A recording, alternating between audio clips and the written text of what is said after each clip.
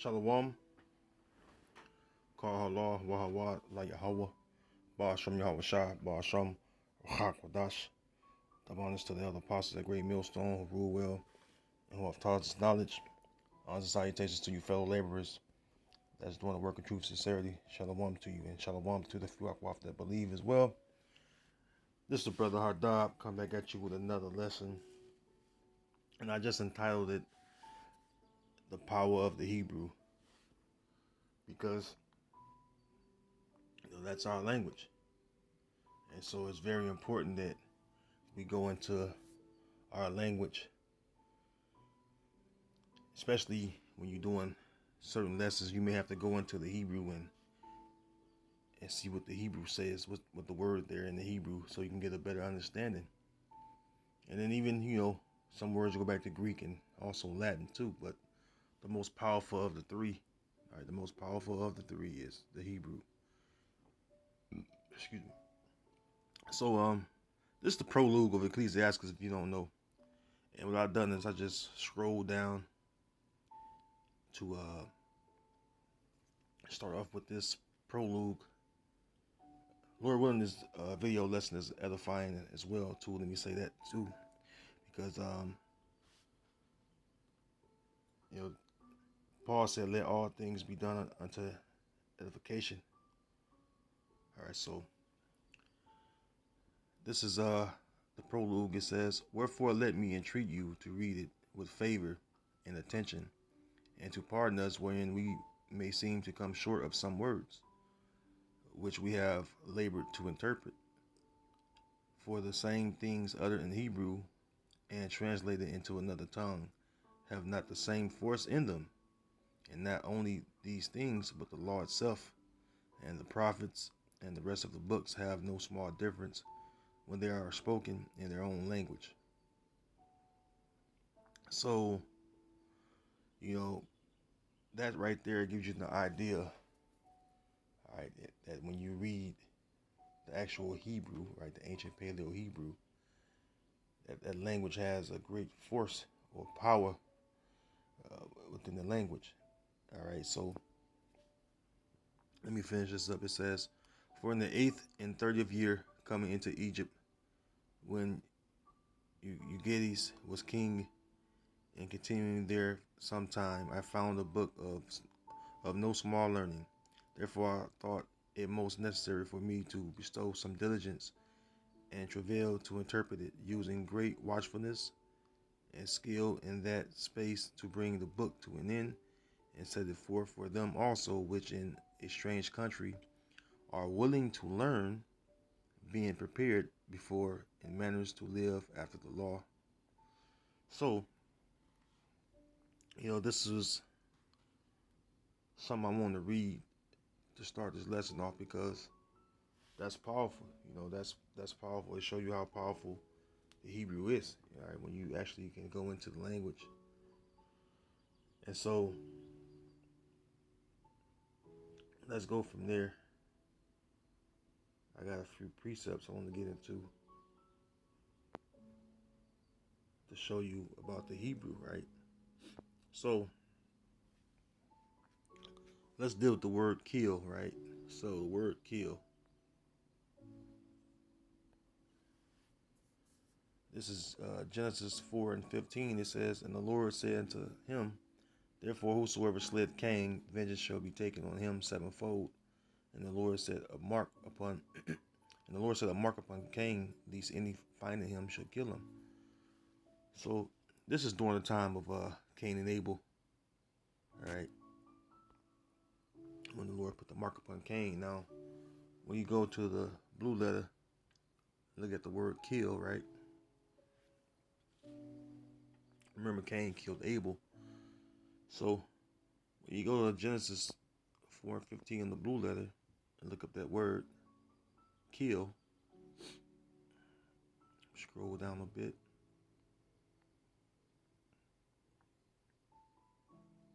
And this is Strong's H5220. And the Hebrew word there, if you can read the Hebrew, it says nakah. All right, nakah. It says To strike, smite, hit, beat, slay, kill. To be stricken or smitten. Um, to be stricken or smitten. To smite, strike, beat, scourge, clap, applaud, give a thrust. To smite, kill, slay, men or beasts. And pretty much it says the same thing all the way down.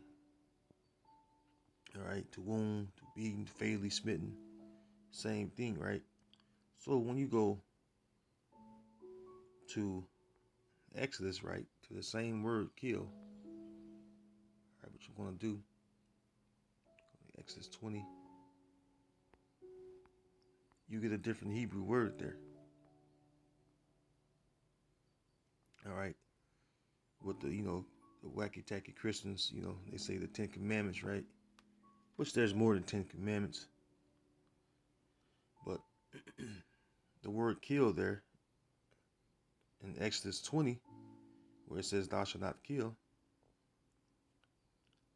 the word there, let's read the Hebrew first right here at the top. Now this is Syrian style too, keep in mind. It says ratazak. So ratazak means to murder, slay, kill, to murder, slay, premeditated, right?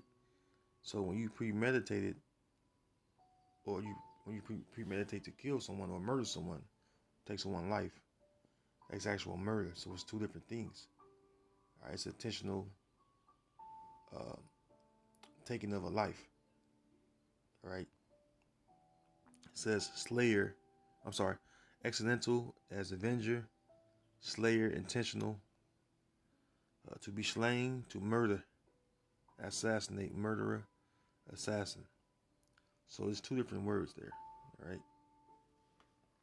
Just to give an example of how to go into the Hebrew and look up the same word in English, which is a broken form of Latin. The word kill. Seeing how it can be different when you go into the Hebrew. All right. So you had Nakah and you had Ratazak. So two different words. One means to kill or to slay, and one or the other means to do premeditated murder. All right. So let's go from there. Matter of fact, let's stay on the blue letter. Since we going into the Hebrew, I want to go from there to the book of Acts, New Testament. And I actually brought this out a couple weeks back on the highways and hedges. I was speaking about how important it is, to go into the Hebrew. And this is an example of how powerful the Hebrew is, again, during the time of Paul. Now, this is the book of Acts chapter 21. I'm going to scroll down to verse 37. It says, and as Paul was to be led into the castle, he said unto the chief captain, may I speak unto thee? Who said, canst thou speak Greek? Art not thou that Egyptian, which before these days made us an uproar and led us out into the wilderness 4,000 men that were murderers? But Paul said, I am a man which am a Jew of Tarsus, a city in Cilicia, a citizen of no mean city, and I beseech thee, suffer me to speak unto the people. So not only Paul, could speak Hebrew, he also could speak Greek too. It says, verse 40, and when he had given him license, Paul stood on the stairs and beckoned with the hand unto the people. And when there was made a great silence, he spake unto them in the Hebrew tongue, saying, and we'll go to the next chapter. So Paul's getting ready to speak in the Hebrew tongue, right? And watch the reaction of the crowd. That's the reason why I brought this precept out doing that street ministry. And again, in this lesson, because to show how powerful the Hebrew is, right? So let's read it. It says Acts 22:1. Men, brethren, and fathers. Now keep in mind this is Paul speaking, right? Men, brethren, and fathers, hear ye my defense, which I make now unto you. And when they heard that he spake in the Hebrew tongue to them, they kept the more silence. And he said, so when Paul spoke in the Hebrew, the people kept the more silence because you know why? Speaking the Hebrew, all right, it's very powerful. Again, that's why the crowd would keep silence, because Paul was what you would call today bilingual, meaning he could speak different languages. All right, I believe that's what bilingual means, speaking different language, or no one can speak multiple languages. Usually you will have them as interpreters today. All right, to interpret until from one language to the other language that another one can speak, and the interpreter can speak as well. Okay, so you would translate it. All right.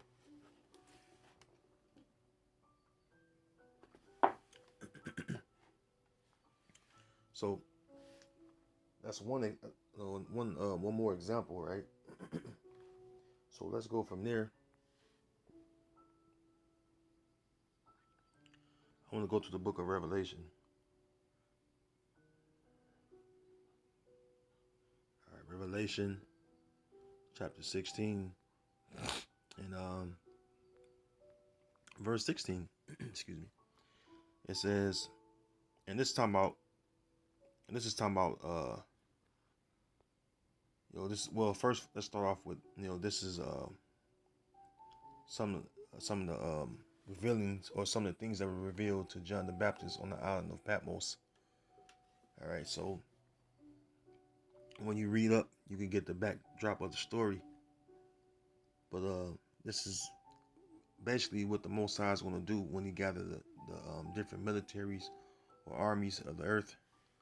He's going to gather them into the valley of Jehoshaphat, and you can read about that in Joel as well, the book of Joel.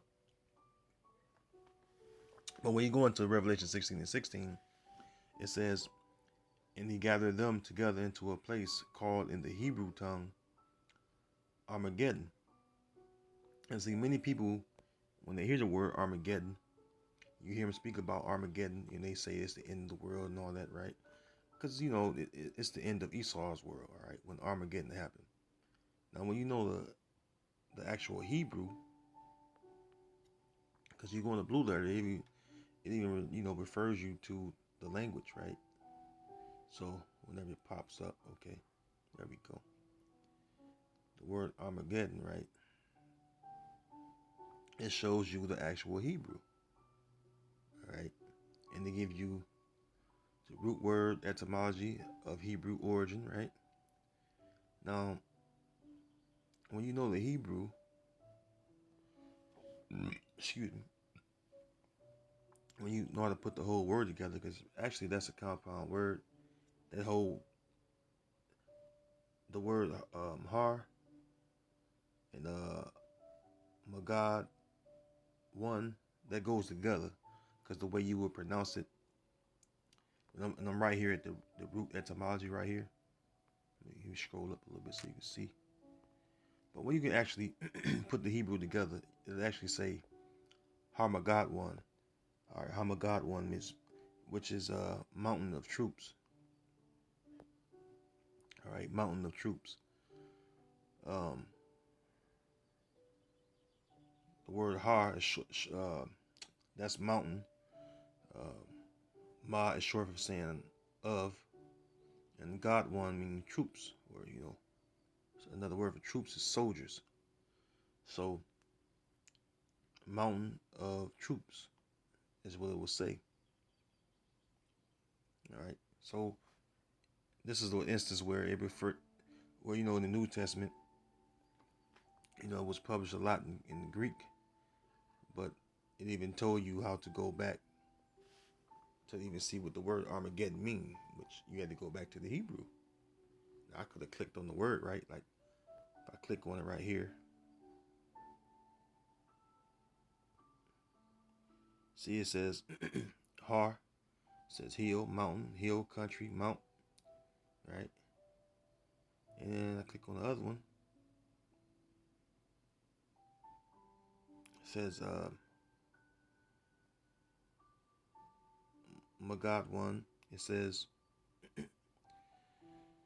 place of crowds, which that'll be the troops. All right, because God, like you say Gad, we say Gad, right? But the A make a ah, so it'll be God. Like you're saying, it's almost like you're saying the word God in English. But the tribe of Gad, it means troop. All right, that's how we know that it means troop. And one, God one makes it plural. All right, so Hamagad one is how you put the whole word together. All right. And last but not least, let's go to the book of John. Going into the crucifixion of our Lord Yahweh Shai. When he was crucified, the languages that they had upon the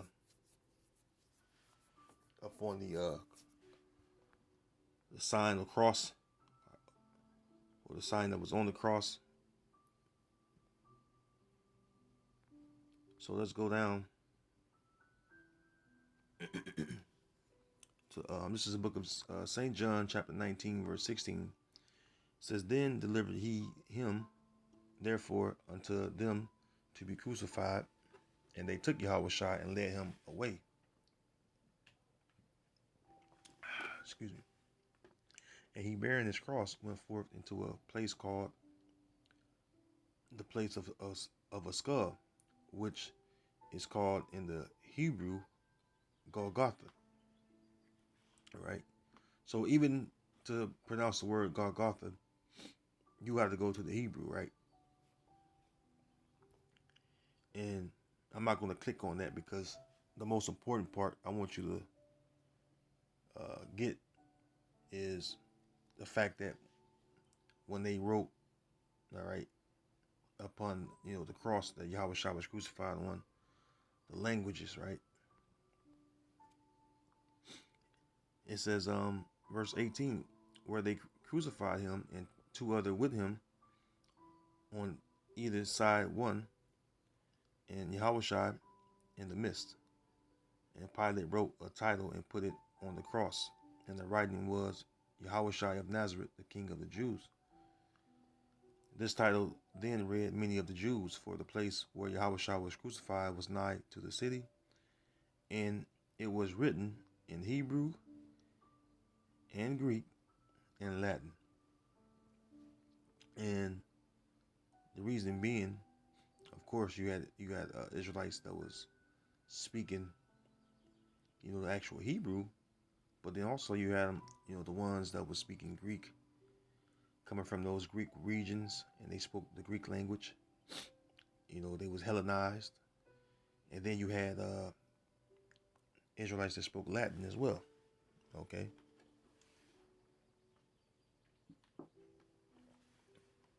But first, it was written in Hebrew, all right? And then those other two languages, Greek and Latin. All right.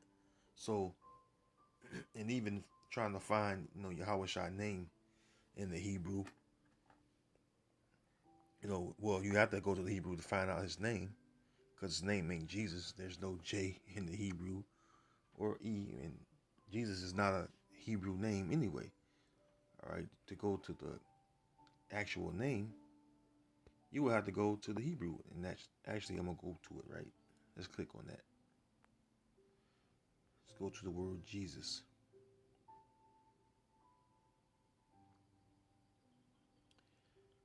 It says, oh, there you go. It says, see, the Greek word, for you wacky tacky Christians out there, let's get that. Strong's G 2424. Jesus. Jesus. That's for you wacky tacky Christians out there. So even in the Greek language, you got the Jehovah Witness. They don't even understand the Greek language, but yet they claim to be, you know, well, they call themselves, serving, the Most High in the Greek way, which they're going off. The Most High name ain't in Greek. Neither is the Son name in the Greek. Their names can be found in the Hebrew. So,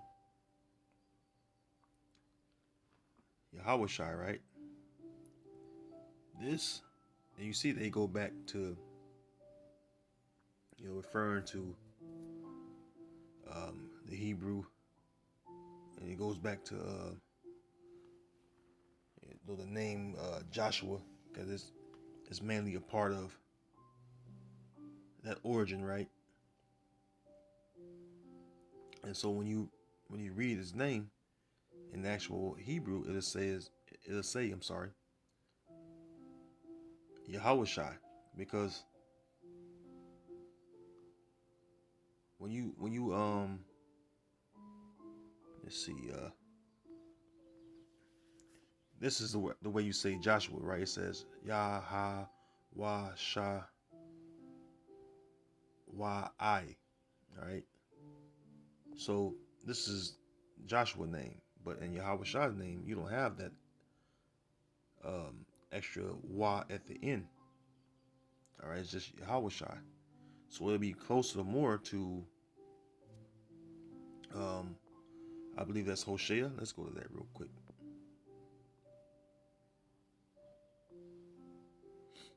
Let's go to Hosea, because I believe Hosea's name is Hawashai. Let's go to it. Scroll down a bit. Yep. And it says Hawashai, right? Which means salvation, or you can say savior. And what you would do is put the Yah on the beginning of that, which means he. All right, he, or he is salvation, or he savior, and that's how you would put your Hawashai name together. See, it's a little different than Joshua, which I went to the first time, right? So that's how you would look up Yahweh Shai name. All right. It just show you the root word meaning, but you have to know how to put it together. All right. So I got one more example I want to get, and I'm gonna close.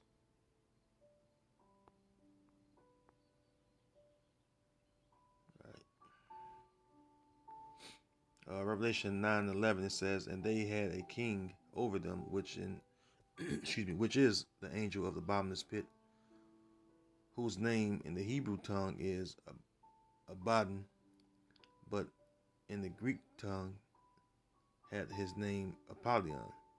Right, so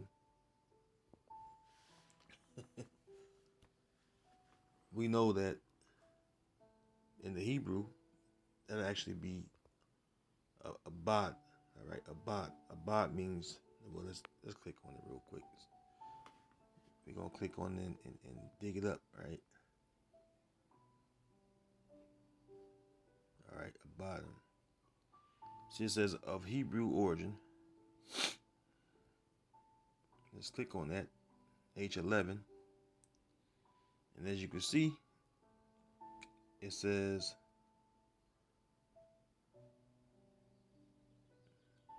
Abad one. All right, Abad one, and the root word of that is Abad, which means to destroy. All right, destruction, ruin. It says Abaddon, right, which goes back to Revelation, the 9th chapter and 11th verse. All right, so the root word would be Abad, which means to destroy. Simply means to destroy. All right, Abad one, which means destruction. It makes it um kind of in the you say destroy or destruct. Destruction makes it like kind of like a more how would you say it makes it more massive in the sense. All right, so that's what it means. All right, let's go back to it. So we know what the word abadan means in the Hebrew tongue. It means abad one, which means destruction. All right, so that's how you would go into the Hebrew, and that's how you would dig it up. Different words. You can learn how to find the Most High name in the Hebrew once you learn the characters. When you read the characters, you can know how to put the characters together, which some can, some can't. Some are better than others. I'm not the best at the Hebrew, but I do know how to put the characters together for the most part and sound them off. I'm pretty decent at it. It takes time, especially the pronunciation, but certainly, you want to learn the Hebrew, all right, and that's the purpose of this video. So with that, Lord willing, you was edified into the next video. Shalom.